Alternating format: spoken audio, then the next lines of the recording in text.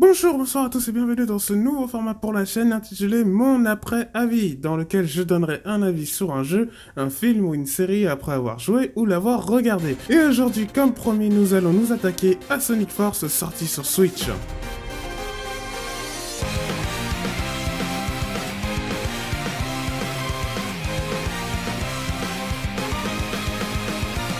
Alors avant toute chose, mettons un peu de contexte. Pour ceux qui l'ignorent, je suis un grand fan de Nintendo et du hérisson. Je l'ai adulé durant de nombreuses années, j'ai découvert le jeu vidéo avec lui, j'ai acheté tous les jeux Sonic sur GameCube, j'ai eu la majorité des jeux Sonic sur Wii, j'ai testé tous les jeux Sonic sur DS et j'ai eu tous les jeux Sonic sur Wii U. Y compris celui-là. Oui. Cela dit, contrairement à la majorité des aficionados du hérisson, j'ai découvert Sonic qu'à l'ère de la 3D avec Sonic Adventure DX, sorti sur GameCube, et par la suite grandi avec ses autres titres, Sonic Adventure 2 Battle et Sonic Heroes pour ne citer que. La faute en revient à la série Sonic X que je considère comme le meilleur animé Sonic jamais créé. En même temps, faut dire que ce n'était pas vraiment compliqué de faire mieux. Non, parce que... Je suis prêt, tu es prêt? Je suis prêt. Mais à quoi je suis prêt au fait? C'est ton tour. C'est les gars cool d'être jeunes. Les enfants peuvent faire un tas de trucs marrants. Des grimaces au grand, ça c'est épatant. Jouer à chat, aux rebelles, à la marée. Bref, en un mot, commençant, j'adore Sonic, j'aime le personnage, j'aime ses ennemis, son univers, et c'est pour cela entre autres que j'attends le live action avec impatience. Malheureusement, j'ai aussi découvert la face cachée du hérisson que plus tard, après un certain jeu pour être précis, car en 2006 est sorti le jeu qui divisera jamais les fans de la franchise, Sonic the Hedgehog, ou Sonic le hérisson en français. Constamment cité comme étant l'un des pires jeux de cette décennie, ce que je trouve exagéré car tout n'est pas à jeter dans ce jeu, le hérisson est tombé plus bas que jamais et depuis notre boule de pique préférée continue difficilement sa route par le biais de jeux potables, mais sans être exceptionnel pour autant. Les récents succès que le public retient ces dernières années sont Sonic Colors, presque un must pour la Wii, et Sonic Generation sorti pour les 20 ans du hérisson avec en bonus un doublage français. De quoi faire plaisir à un fan de Sonic X comme moi. Je ne vais pas vous dire que je pense qu'une partie du succès de ce jeu n'est due qu'aux nostalgiques fans de la première heure qui crachent sur la plupart des jeux Sonic 3D et qui vénèrent les premiers jeux Sonic comme un Graal alors que Generation n'est au final que moyen, parce que ça ne nous intéresse pas. Sonic tente néanmoins de regagner sa gloire passée avec un très oubliable Sonic Lost World sorti en 2013. Mais au courant de cette même année, la Sonic Team, l'équipe à qui l'on doit Sonic Colors et Sonic Generation, ont annoncé travailler sur un nouveau projet et un possible retour de Crash 40 pour la musique. Il ne m'en fallait pas plus pour être hypé par ce nouvel épisode. En fait non, ce sont les rumeurs selon lesquelles il s'agirait dans Sonic Adventure 3 dont les fans rêvent depuis Sonic Adventure 2.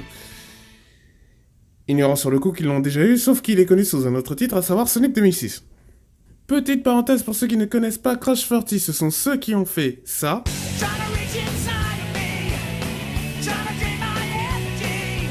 Let me show you just what I'm made of. Simple curiosity. Trying to take a bite of me.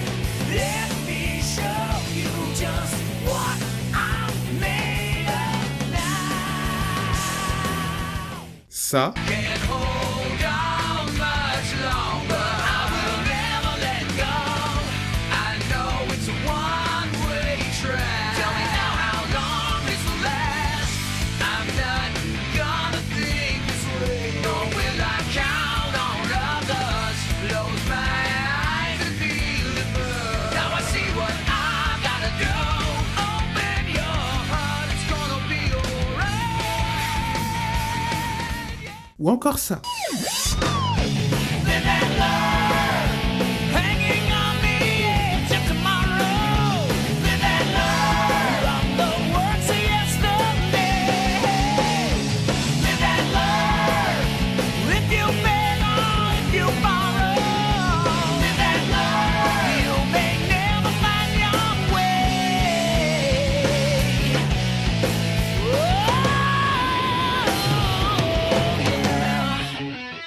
Autant dire que pour moi, ce sont eux qui ont bercé mon enfance. Annoncé en même temps que Sonic Mania, Sonic Force en remet une couche en annonçant le retour du Sonic classique, rappelant le gameplay de Sonic Generation, bien que Force n'en soit pas sa suite. Bien plus tard nous parvient une news qui a son importance, Sonic a perdu face à Eggman. On annonce par la suite le retour des ennemis emblématiques de Sonic, et d'un nouvel ennemi soi-disant le plus puissant que Sonic n'ait jamais affronté. Une dernière annonce pour parfaire le tout, la possibilité d'avoir un personnage personnalisable qui apparaîtra dans les cinématiques. Résumons. Un nouveau jeu fait par la même équipe de Generation et Colors, une possible suite au Sonic Adventure, 2 Sonic au lieu d'un, un possible retour de Crash Party pour la musique, un nouvel ennemi, et des annonces et des publicités qui se sont étendues sur un an en nous donnant de plus en plus de mystères sur le jeu. Sonic Force est LE jeu qui m'a le plus hypé de 2017, loin devant Splatoon 2, Breath of the Wild ou encore Super Mario Odyssey. Et il ne pouvait pas me décevoir. Alors que nous raconte le jeu? Il explique la défaite de Sonic des mains de Eggman et la montée en puissance de ce dernier aidé par Metal Sonic de Sonic CD, Chaos de Sonic Adventure 1, Shadow de Sonic Adventure 2, Savok de l'oubliable Sonic Lost World et de sa dernière création pour vaincre le hérisson, Infinite. Suite à cela, les amis de Sonic se regroupent et sont rejoints par une nouvelle recrue que l'on va appeler Zero, parce que Zero et Infinite... Bon ok, laissez tomber. Bref, c'est votre personnage à qui on ne donnera pas de nom et personne ne le demandera. Ensemble, ils vont secourir Sonic et seront aidés du Sonic Retro sorti tout droit de Sonic Mania, et c'est ainsi que la bataille contre l'Empire Eggman va commencer. Alors, qu'est-ce qu'il y a bien dans ce jeu? Pour commencer, sa direction artistique. Du classique Green Hill à la bataille spatiale du Test Egg en passant par un Mobius envahi par les armes robotiques d'Eggman, la Sonic Team prouve une fois encore qu'avec des environnements variés, le joueur n'a pas le temps de s'ennuyer. Oui, ce jeu est beau. Et la musique qui l'accompagne, très branchée électro, ajoute du dynamisme à l'ensemble. Bien qu'elle soit parfois mal utilisée. Ce n'est pas ce qui était prévu, mais je me ferai une joie de t'écraser. Cela servira d'exemple, et sera la preuve qu'il n'y a plus d'espoir. Je crois bien qu'il y a que toi qui crois à tes mensonges, mon vieux.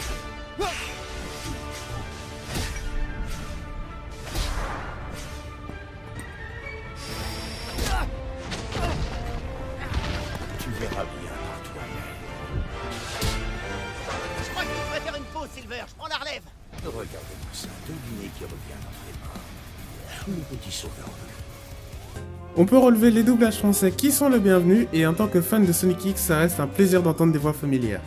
Saluons également la prestation de Patrick Borg dans le rôle d'Infinite, qui arrive presque à nous faire oublier que dans une vie parallèle, il a vaincu Freezer en devenant le légendaire Super Sonic grâce aux émeraudes du chaos.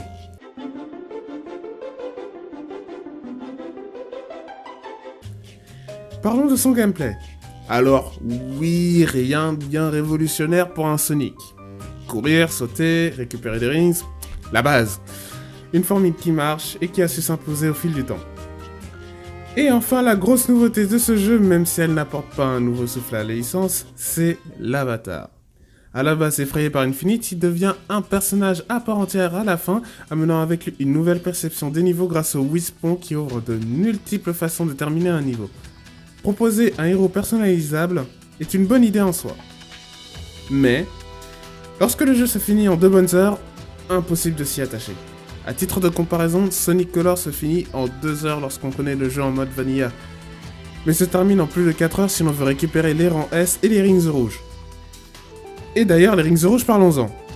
Apparue pour la première fois dans Sonic Colors, elle ne servait qu'à avoir des bonus, et dû au schéma complexe des niveaux, étaient assez bien cachés et les trouvait apporter une forme de récompense, un peu comme les pièces étoiles des jeux Mario.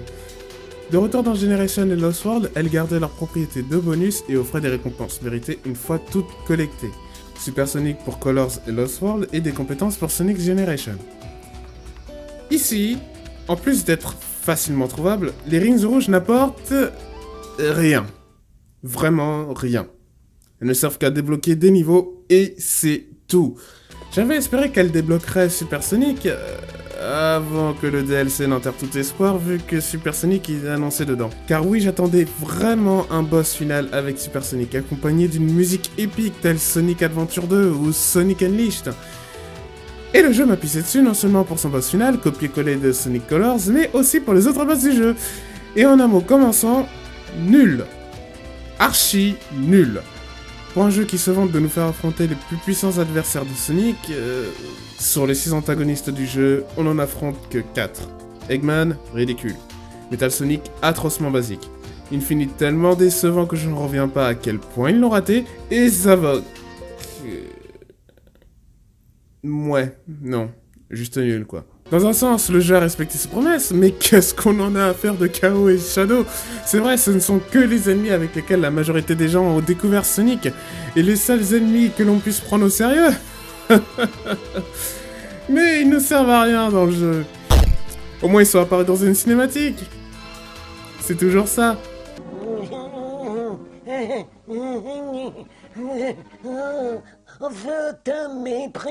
Enfin, ce qui fait énormément défaut à ce jeu, l'ambiance. Depuis Sonic Adventure, les jeux ont installé une ambiance particulière. Sega nous proposait soit un jeu coloré et fun, soit un jeu léger sans prise de tête, un jeu sombre mais fun, soit un jeu qui se veut tellement sombre et mature que ça en devient ridicule dans le pire des cas. Sonic Force a le cul entre deux chaises. Le jeu nous propose un scénario dystopique avec des décors apocalyptiques, mais propose des situations légères, des backgrounds peu développés et des personnages... des caméos.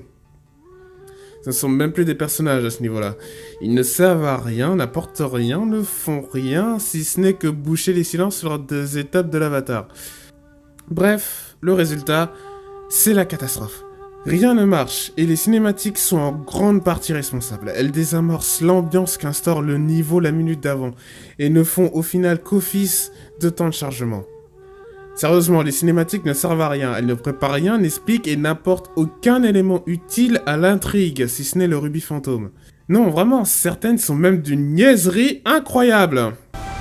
Impossible. Je suis invincible. Eh non, minable. Ce qui est invincible, c'est le cœur, l'âme et les liens de l'amitié. Bref. Je suis tombé de haut avec Sonic Force, et quand bien même je trouverai toujours une forme d'amusement sur ce jeu, on sent bien que ce dernier ne sait pas où il veut aller. Je suis sûr que si le jeu avait assumé son climat plus mature au niveau des cinématiques, ou à l'inverse avait opté pour un environnement plus coloré pour les niveaux, il aurait été bien meilleur. Cependant, parce qu'il s'est principalement axé sur les possibilités de l'avatar, plutôt que sur la musique qui se fait discrète au possible, sur l'invention d'un nouveau boss final, ou d'un contenu plus garni, le jeu ne marque pas les esprits et se contente que du strict minimum. Et je dirais même qu'il est en dessous de ce que proposait Sonic Lost World. Mais après, ce n'est que mon avis, et libre à vous de ne pas le partager. Prenez soin de vous et rendez-vous pour de prochaines vidéos. Ciao!